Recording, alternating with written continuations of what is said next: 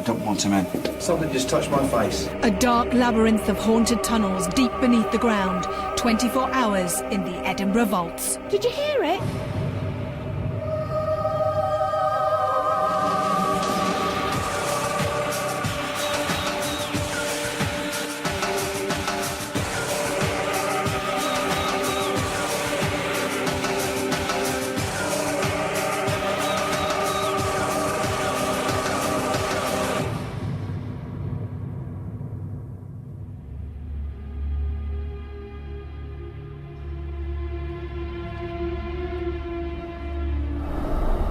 Hello and welcome to Most Haunted. Beneath my feet lay a set of vaults that have never fully been investigated.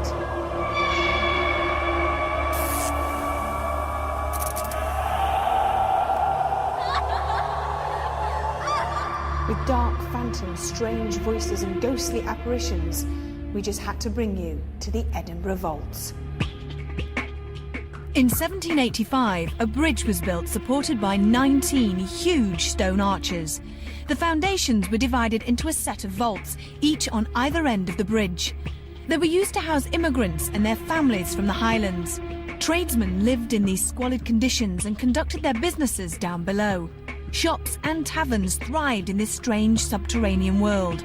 It wasn't until 1980 that the set of vaults were discovered, and it soon came to light that these poor people had lived in the most appalling conditions.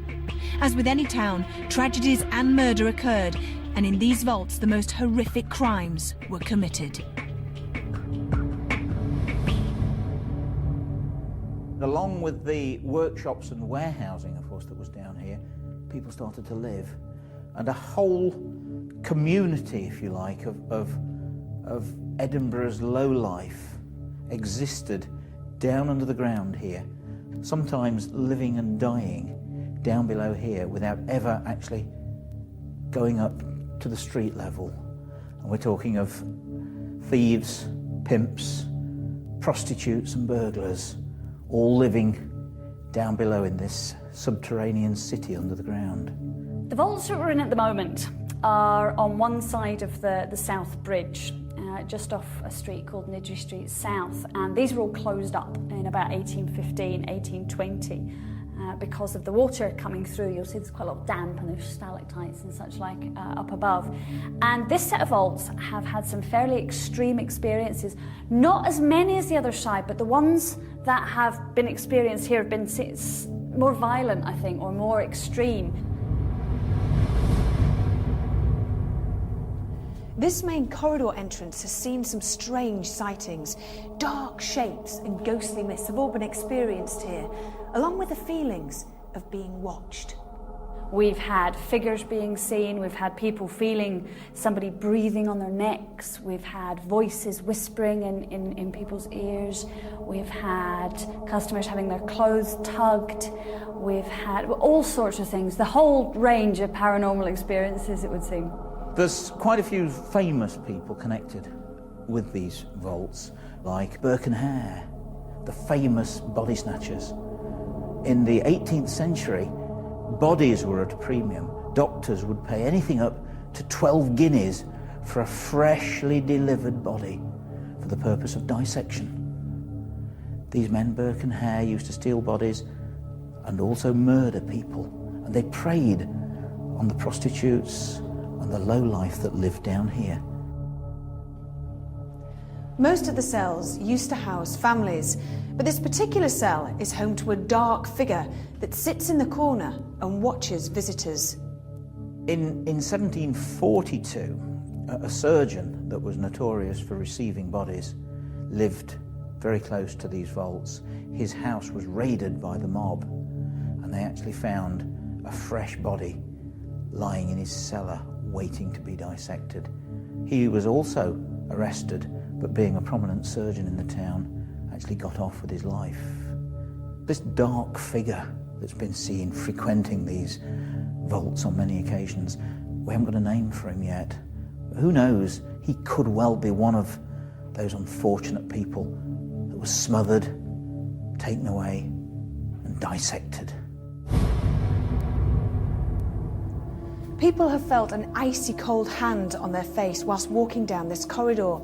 It said it could be the ghost of a woman that was murdered here. Is she just looking for a friend? With there being an entire community living under the ground, there would obviously be alehouses, taverns, pubs, brothels. And in 1822, in a tavern that was situated under the ground here, the landlady, Mary McKinnon, was trying to expel some ruffians that had been rather unruly in the place. And she came out brandishing a huge kitchen knife and started prodding people. Everyone ran, but unfortunately, one of them tripped over and fell onto a knife, and she stabbed this poor man to death. He wasn't a ruffian, in fact, he was a city clerk. She was tried and sentenced and hanged for murder on April the 16th, 1822. Now, Phil, what sort of things have been felt here and seen here? Well, there's numerous occurrences all over the location. Strange figures have been seen, unidentifiable mists, noises. That's one of the main things you hear, footsteps. Apart from footsteps, what else I heard? Well, apparently there's been a voice heard saying, "Get out," and that's heard on quite a regular basis. A few people have actually left the building because of that. Earlier on, when we were setting up to have our chat, we had very high readings, didn't we? That was strange. We used the EMF meter just before we started this interview, and it was going off the scale. But apparently this archway is solid stone. There is no cabling, electricity supply running through this part of the location. So I can't really understand why we were getting that reading.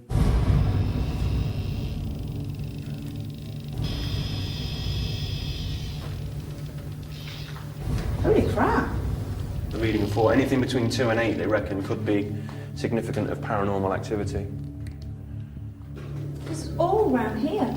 Phil? 6, yeah? This is all 5 along here. All along here. And it keeps going and it drops to 2 the further you go back in that one.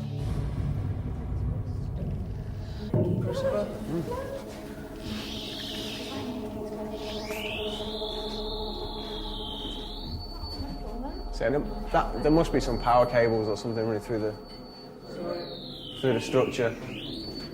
I wonder if it's just the power cables just emitting stuff down. The other places that we've been, we've never had any readings like this to do with power cables. No, because we've been in places where we've had power cables before. Yeah, which is why I'm a bit confused as to why these seem to be so strong down here. What we should do is ask Fran if they've ever had such powerful readings down here. All there is the electric light system that you can see in here. There's no other electricity? There's a road directly above you. That's pavement, that's the road. There isn't anything else. It could be street lighting. What the team seems to be experiencing here are a number of very high, very unusual EMF recordings.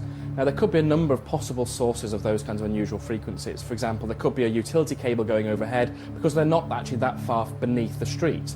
And it's always very difficult to actually identify the source of those kinds of frequencies.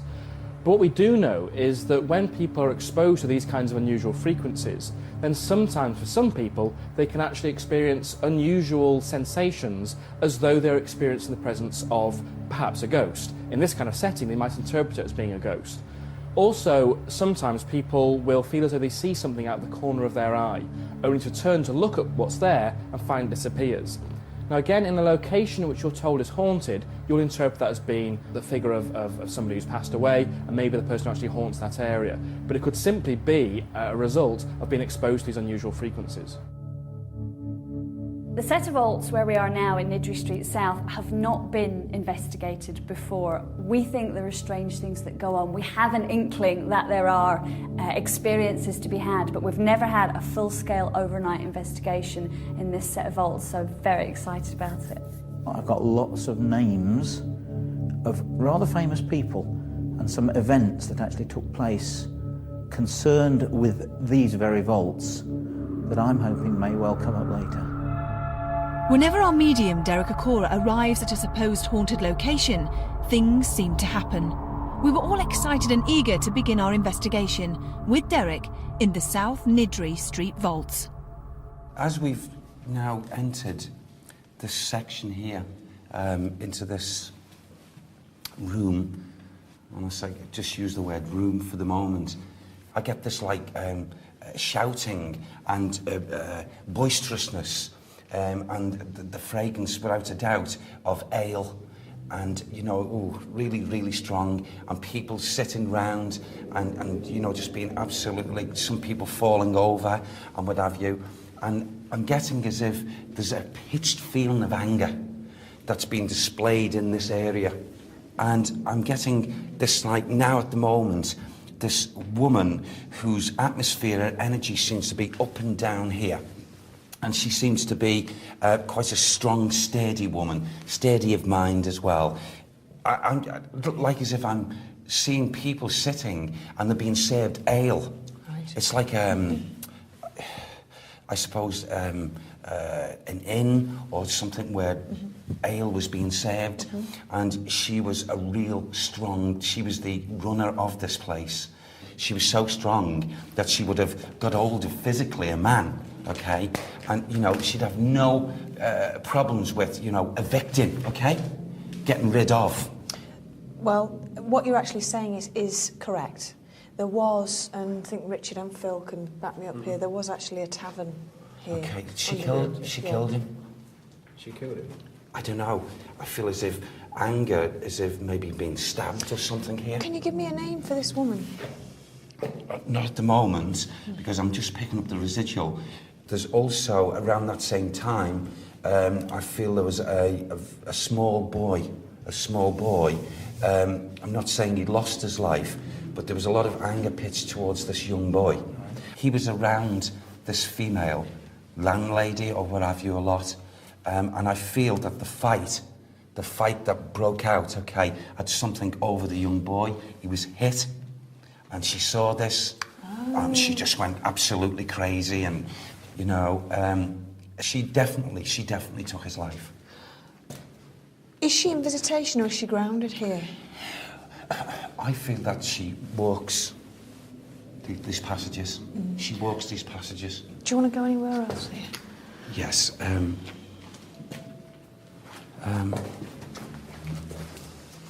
You see, it's not just this woman that comes up and down these passageways. There's a man's energy also comes along these passageways here. Is vented anger, and I use that word very carefully, vented anger. I would say he's quite cowardly, even though he's of spirit now. He's quite cowardly in the sense that he'd come up and down here. I feel he would have had very, very strong links with that fracas, what happened, you know, with this death of this man. He was one of the nasty ones who didn't lose his life, okay? But he was a party to it. He was party to it. Right. And he's nasty and he's obscene. But there's something that's being blocked off. Oh, I know where it is now as I go. The energy's taking me this way. Right. Shall we go along this way?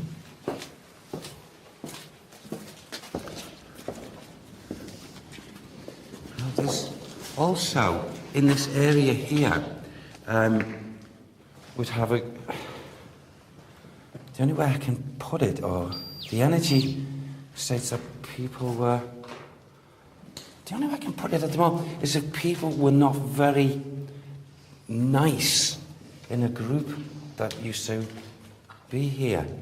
Now, I can't say whether this was a family or whether it was just a group of like-minded people, but I feel there were some form of practices, okay, at some time here, and it's connected, would you believe it, with downstairs, or the stairwell.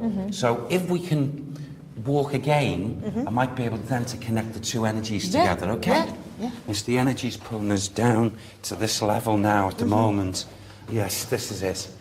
This is the connection. It takes me back in the energy, and it's as if I've got like 1 floor, 2 floors. It's like 2 leading up to 3 floors. And there's a connection with that room back there. What is it? Do you know how I can describe it? It's like, you know, when we talk about workhouses and what have you, and I've got a mixture of females, I've got the mixture of even children around here, and a lot of heartache, a lot of cruelty, a lot of cruelty. Who's behind us? Nobody. I just heard. Just say something Yeah. there.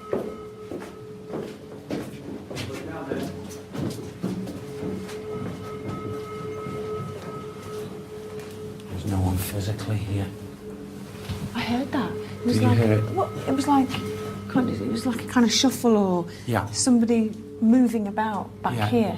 There are individuals, there are souls here that I know are listening in, but they're not, or haven't as yet started to want to show us any activity. I'm sure that will come later, Ivy. Where's Phil? Phil, is there anything come up on the EMF at all? Because we had really high readings before. We had high readings earlier on, but there's none being picked up so This far. is completely flat, completely dead. See, well, because sometimes they're going to, dependent on who we're dealing with in these individual spirits, their personality trait may be, hey, I'm not going to bother until I want to do it, you know? And then all of a sudden, boom, wham, we'll get more activity than what we probably bargained with. Since you've arrived. You always do this to me. I don't. A set of underground vaults deep beneath Edinburgh was taking its toll on me. I was becoming more and more jumpy, which was affecting the crew, and I knew we all had a long, frightening night ahead of us.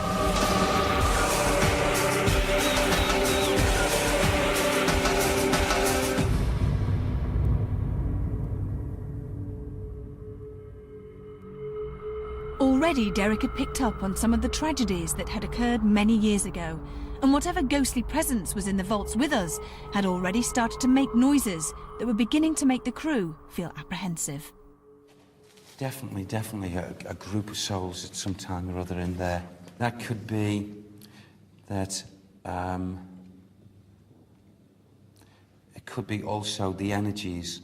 When I said, do you hear that? I heard that.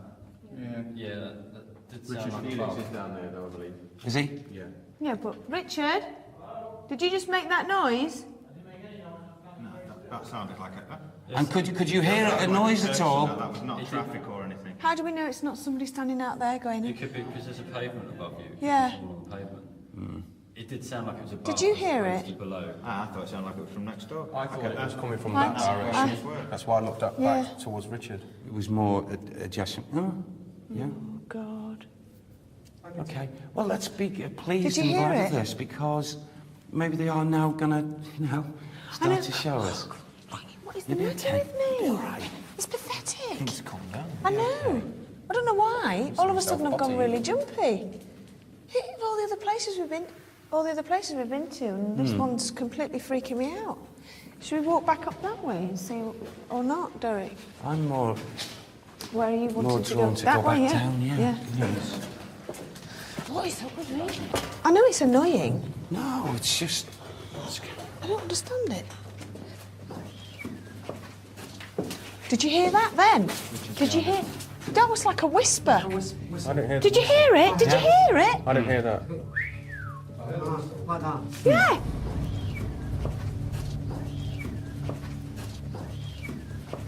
But it was quite close. I thought, God, it was just on the stairs here. On the stairs. Yeah. You seem well, we're concentrating, we go to walk away again, and we'll get something else.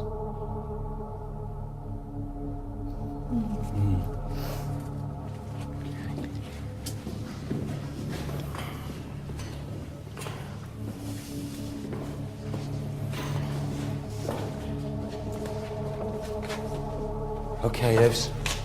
Draw me close this way. Over here. Oh, yeah. Right here.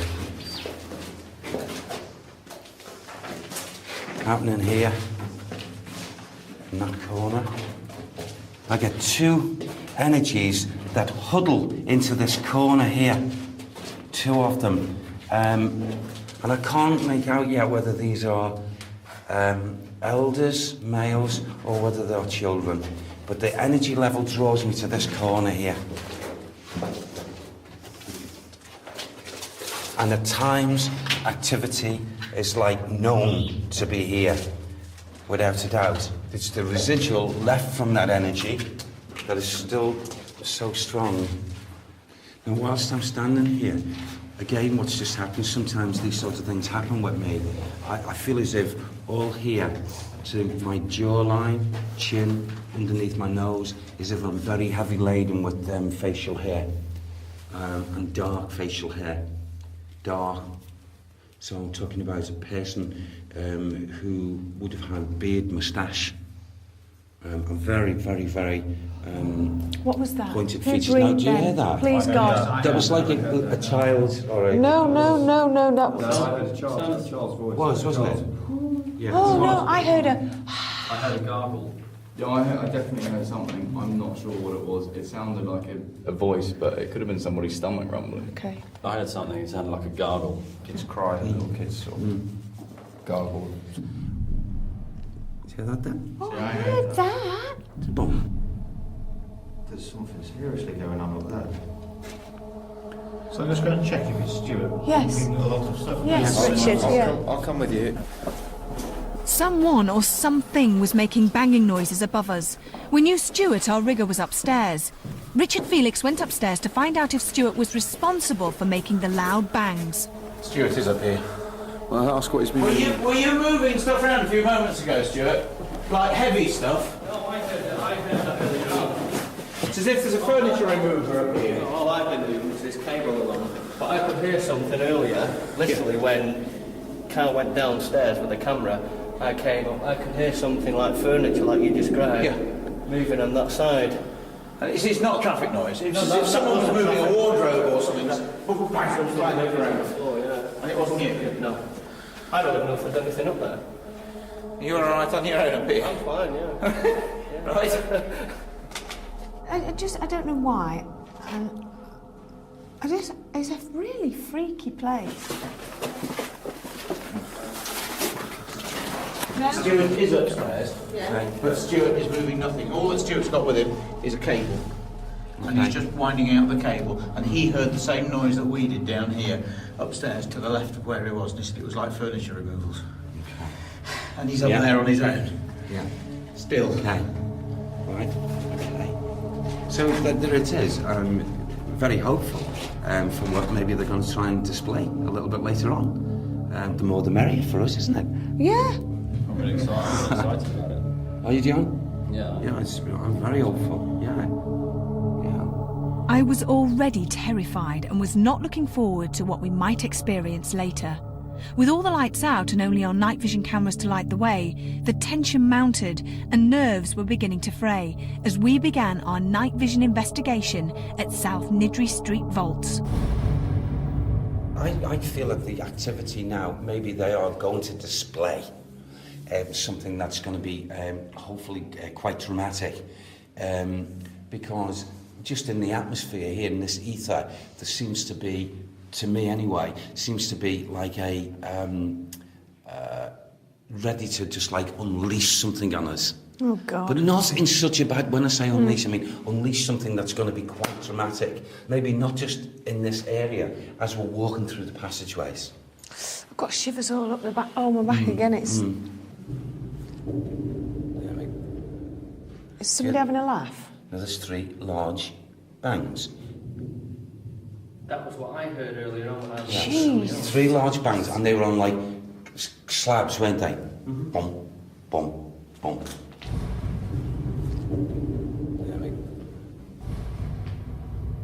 Maybe we just stay quiet a little while.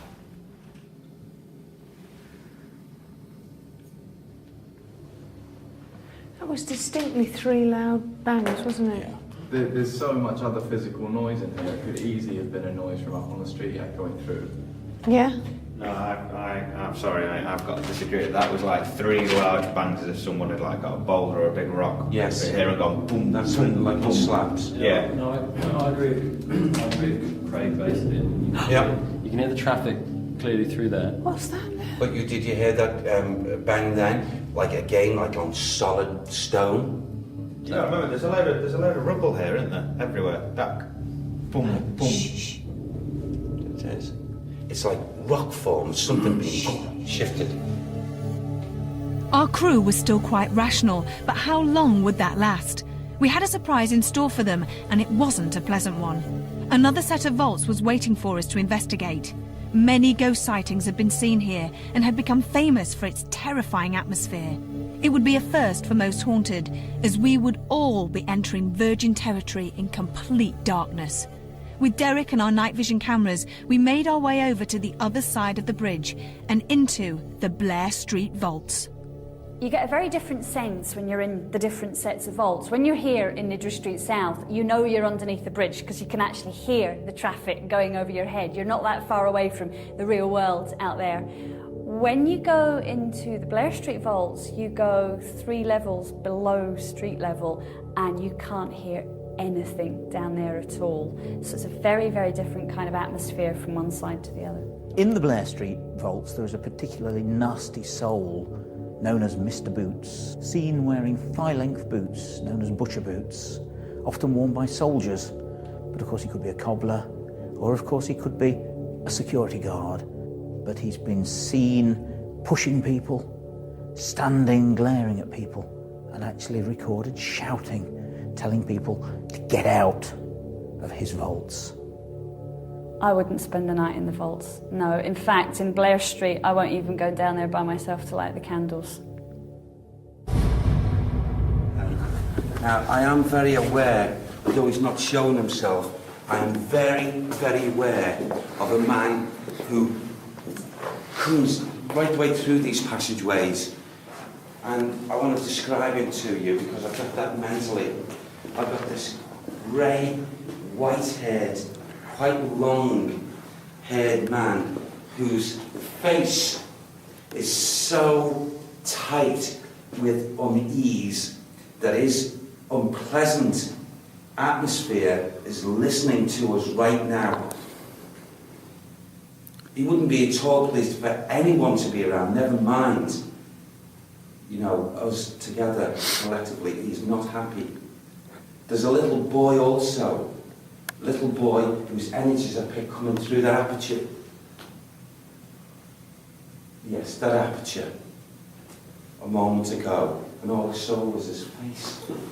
You okay? Oh my God! Oh, Scott! Something just touched both my arms, like from behind, like this, like kind of like that. Maybe the energies of this child would probably do that to try and draw attention to you. God. And it's here that in this energy, the little boy runs from this all along. Because I feel that the little boy lost his life because... Jesus Christ, Tom. His energies. So I get this feeling of the boy running from room to room, getting away in memory of this old, horrible sort of attitude of a man. I'm very aware as well of men.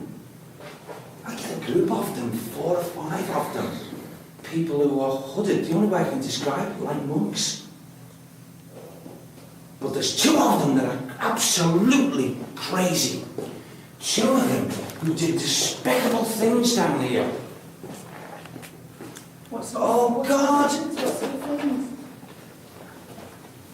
Oh. Can we just go into the energy, Evie? Yeah. Because I feel it wants us to come through here. Something grabbed my arms. Something did grab my arms. 2 of them come scurrying through, and they're looking for people, and it's 2 of them. And it's as if they're laughing, and they're just picking people up.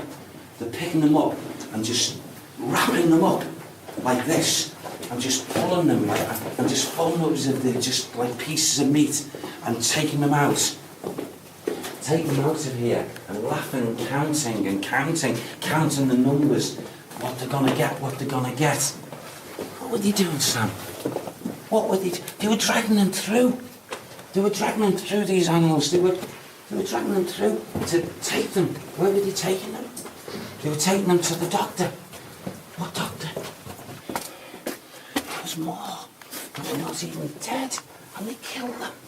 They actually killed them to make sure they were dead. And took them away. Oh, the stench and the slaughter. What's that, Sam? What's that sound? There's someone screaming out here. He's shouted down these tunnels. He's telling anyone and everyone not to come here, to get out of here, otherwise he'll do them harm. I've got to tell you that the only way I can describe it is people must have lived here, stayed down here, in a form of like subterranean type living quarters. But there was evil that seemed to be in control down here, and it's still very evident now. Guys, it's a lot of water dripping. What's that noise? Yeah. Carl, our director, had heard a strange noise coming from the next room. The rest of us went to join him. The only thing I can describe it as like a boulder being pushed. Yeah, it was a definite sort of dragging, pushing noise. Now, I don't think that that's down to those covered up monk figure type. This is this old man whose nastiness prevailed down here. Right, I'll just say it again. Yeah?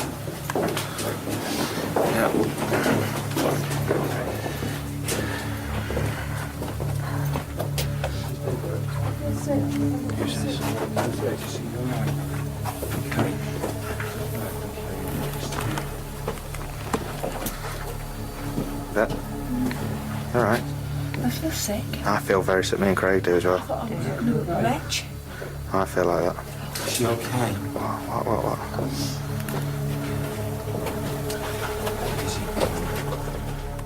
So Derek had picked up on two characters that murdered people for doctors to experiment on their bodies. Burke and Hare, the infamous body snatchers, did murder, mutilate and snatch bodies from the vaults. It seemed likely that these were the people that Derek was talking about. I had definitely felt my arms being pulled, and we did hear thumps above us. This place was terrifying, and I honestly couldn't wait for this investigation to be over.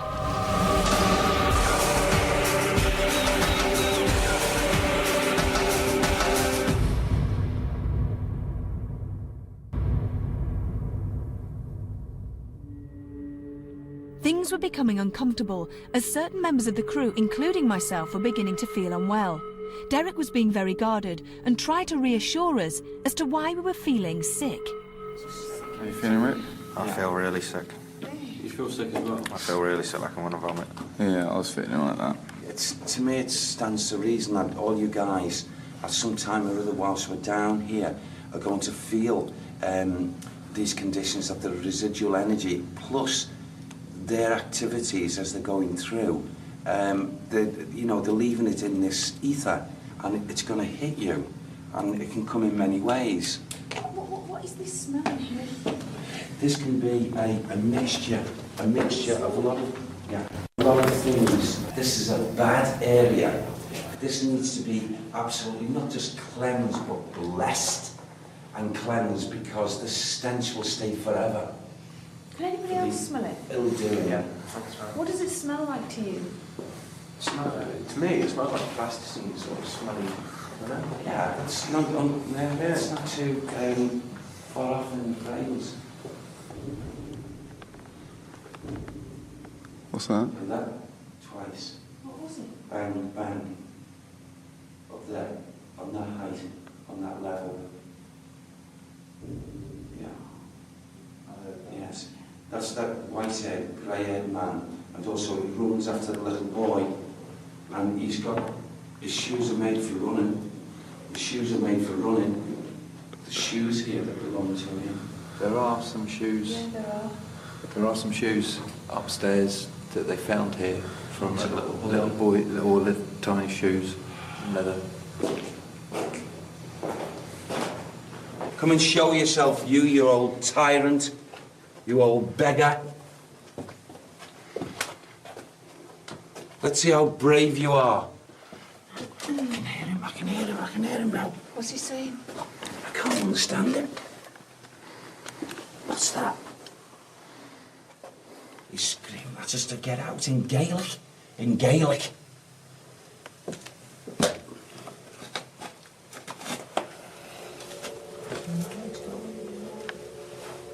Is that him? Stepping back.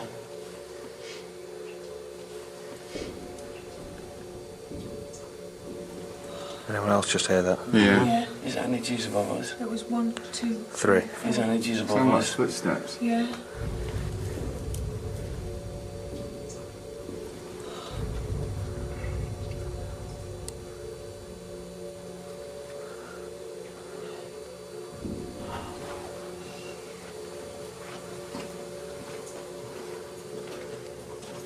Don't split up.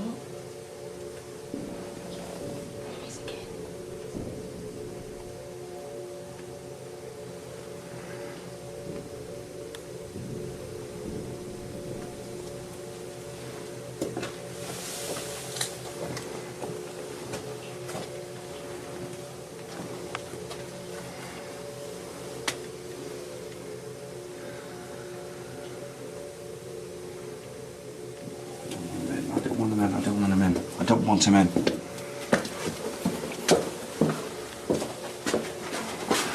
It's too much for me, that. I can't take that. I can't take it. I'm not letting him in. It's not nice. We've just been down there. Yeah. For the night. There was a noise came from further back there. And we both heard. And you tell me what you heard. I said to you, is that voices? Yeah, and I said, yeah, and it sounded like a kid's groan. Like a,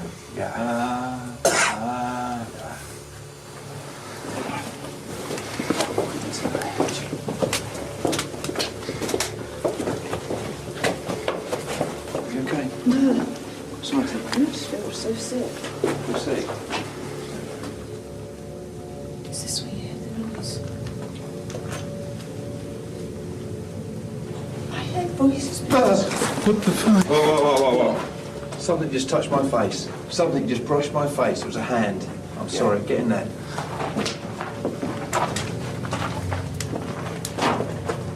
I was standing there, and a hand, and it was freezing cold, but you could feel the fingers in the palm. And it was like that.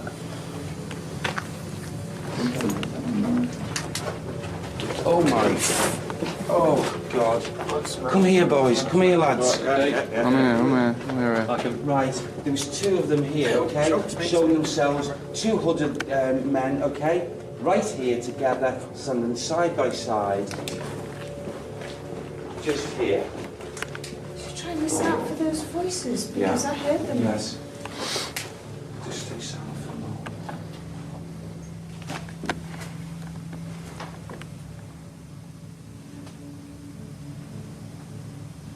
What have you seen? I don't know. In that far corner where I'm going. It seemed like something was crossing it. Yeah. They're moving about. There's no 2 ways about that. They are moving about here. Okay, did you touch my head? No. Christ. How tall are you, Cole? Me? You're not touching the head. You're not touching the roof. All right. You didn't touch my head at all? No, it wasn't me. Did you just flick my hip, though? What, Craig? Did somebody touch my hip? No.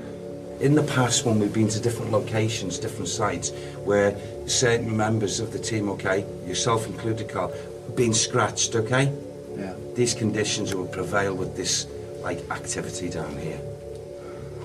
You know, it could be any parts of the body.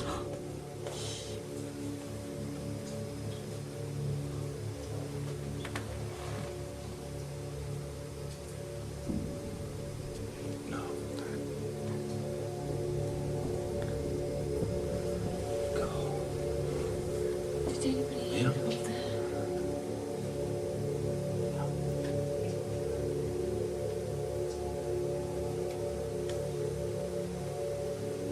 Should we go back?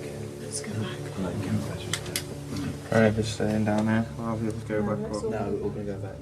On our way out, we had to see if there was anyone on the upper floor that had been walking around. All that we found was an empty room that was under construction. We didn't hear any more footsteps, so whatever it was had gone. During the early hours of the morning, the crew did split up into smaller groups, covering both vaults. A few of us did hear strange shuffling noises in Blair Street. Oh, hi.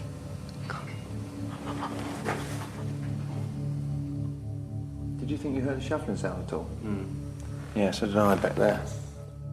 Apart from that, nothing paranormal was caught on camera, only fear. I mean, it'll take me about a minute to do a circuit of this place, 2 minutes. I know. And you got that, I mean, if anything happens, you'll catch it. I mean, if it happens anything around you, you'll catch it. I know. It's like I'm too scared to take a step forward. Literally, I'm only going to be... I'm 10 seconds away from you. And vice versa. Yeah? If you get really bad, shout me. And I'll do the same. Oh my God, oh my God, oh my God. 24 hours underground was enough for the crew, and we all were pleased when we could leave. We had all experienced something, whether it was noises or being touched. Our evidence is mainly unexplained noises that mystified and unnerved us all. If you were to ask any member of the Most Haunted crew to go back to the vaults, every one of them would refuse. I think that speaks for itself.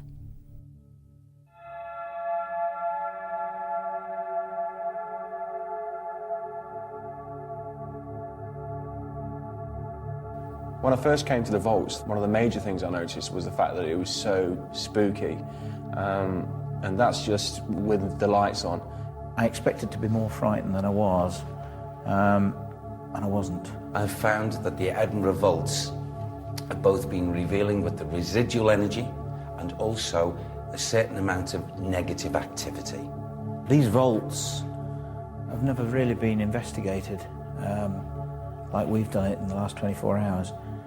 I think there's a phenomenal amount of residual energy which Derek's picked up. And I think that's because of the amount of life and death that's gone on down here in the last 200 years. The pain and fear and trepidation and just general living that's gone on here. But as regards actual spirits, I'm not so sure. Some of the noises that we heard were very strange and unaccounted for. Then things got, for me, slightly worse in the fact that I got even more nervous as we went across the road to the other set of vaults. Didn't like it one bit, to be honest. It was active, it is active, and it'll continue to be active. In my opinion, it was a very interesting, exhilarating experience just to come here and visit these incredible vaults underneath Edinburgh. Overall, a fantastic investigation and one that was definitely worthwhile doing.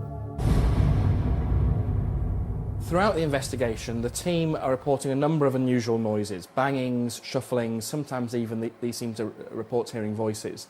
In the Nidri Street vaults, those vaults are actually not that far beneath the surface of where the road would be.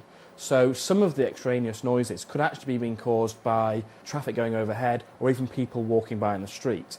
Having said that, some of the knockings that are heard by the team don't sound as though they're coming from outside.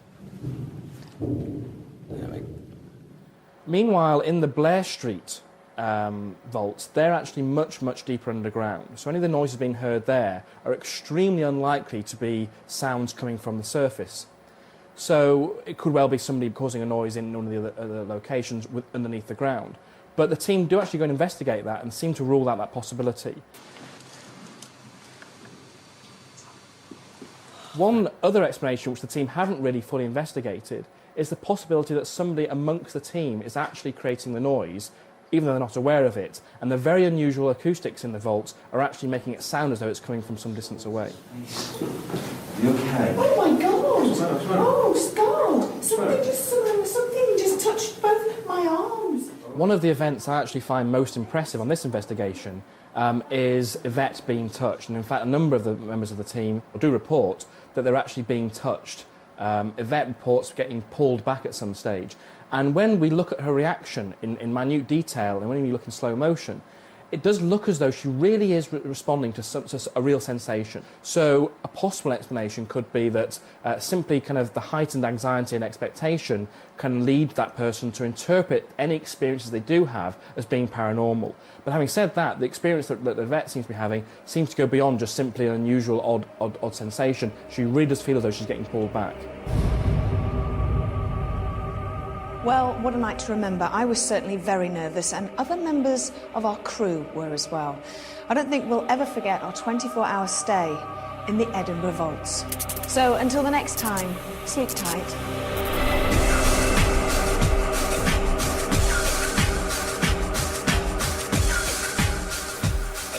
Can we blow the candles out? It's going to be better.